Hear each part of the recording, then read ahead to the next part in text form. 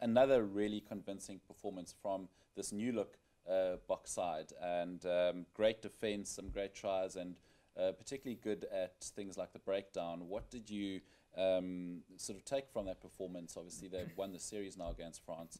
Is there possibly going to be some complacency creeping in? Do you think this really is a side transformed, and any sort of potential weak areas that could still be worked on?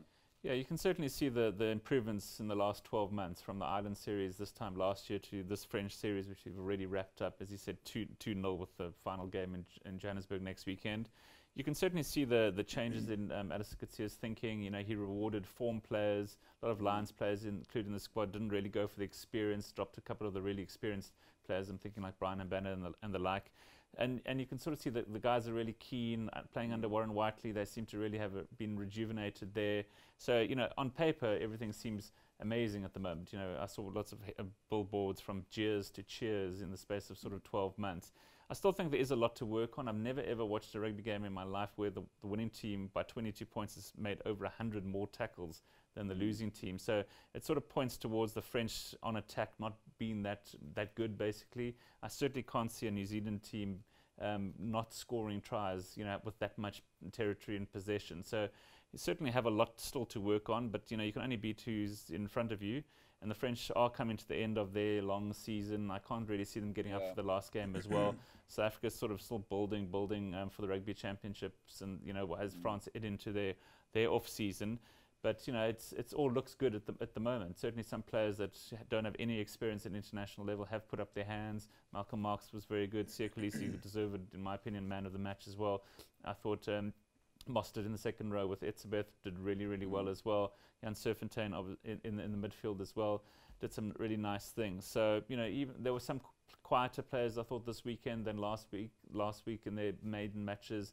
I just could see it at fullback. I don't think he was called on as much as the week before. But, you know, you're going to get games like that where it just doesn't run for you. The ball doesn't see the wings as often as other matches. But, you know, so far 2 from 2, certainly can't ask for anything more than that. As I said, I think we're going to wrap it up 3-0. And then it's really heading into the Rugby Championships, which, you know, on paper, again, looks pretty good, considering Argentina and Australia have never looked weaker. So it really could be down to the All Blacks and the hangover they might have from the British Lions series, and South Africa challenging for the trophy there. Rob, is this an All Black beating Springbok side? What has impressed you in these last 2 matches, and what potential changes would you make leading into the third test? And also just looking at individual performances, who's really impressed you? All Black beating. We could talk about that after they've done had the British Lions series. If the British Lions have pummeled the life out of the All Blacks in what is really the major event for the All Blacks this year, let's face it, then maybe you can start talking about the Springboks having a little bit of a chance at you know, a little bit of stab at the Rugby Championship. It would be overdue. We haven't won the former Tri-Nations now championship since 2009. It would be great to be able to put that name back on that trophy. I would stop short of saying that we're quite ready. As Garen said, I think there are still a few holes to fill, a few questions to be answered positionally, strategically in the Bok ranks. But look, let's give credit where it's due. I thought that they were tremendous in both test matches against France. Actually went up a gear in many respects in the second test, where the French came with a much stronger lineup on paper and a more physical team. And I was a bit worried in the first few minutes when the French went ahead quite early and looked as though they really were getting a little bit of a sort of a bit of grunt going. And I thought, you know, that a slightly inexperienced, fairly lightweight sort of Bok backline might take some strain. But then there was an absolute sort of sea change, and I mean, you know, the Boks came out well on top in the end. I really loved the way they sort of turned things around, and how they had the sort of gumption to realize what was going on and to sort of turn things in their favor. There's a lot more sort of intelligence and confidence filtering through the ranks, and as much as anything, I thought the Boks got a lot of their sort of self-respect back. You could see that the crowds responded well to them. The crowd's still a bit low. You'd like to see bigger gates turning up, maybe in Johannesburg, where, as Garen said, a sort of quite Lions-heavy side. That might appeal to the Johannesburg populace. And, you know, I agree with him. I think that 3-0 is potentially there for the taking. I hope personally that the Boks don't make too many changes, because I think they need to, as much as anything, Alistair Coetzee is painfully aware that he needs to get his win percentage, you know, the all-important win percentages up after that sort of 4 from 12 wins last season.